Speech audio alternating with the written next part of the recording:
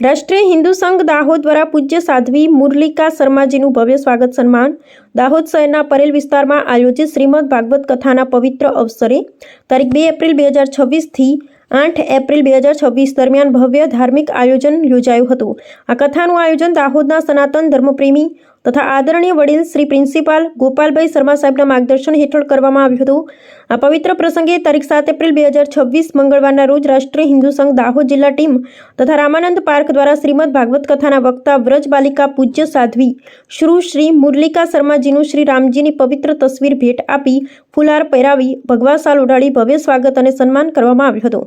આ પ્રસંગે પૂજ્ય સાધ્વી શ્રી દ્વારા રાષ્ટ્રીય હિન્દુ સંઘના પ્રદેશ પ્રચારક શ્રી રિંકેશભાઈ પ્રજાપતિ તેમજ બાળ કલાકાર કુમારી અક્ષરા મુકેશભાઈ પ્રજાપતિનું ખેસ ઓઢાડી વિશેષ સન્માન કરવામાં આવ્યું હતું।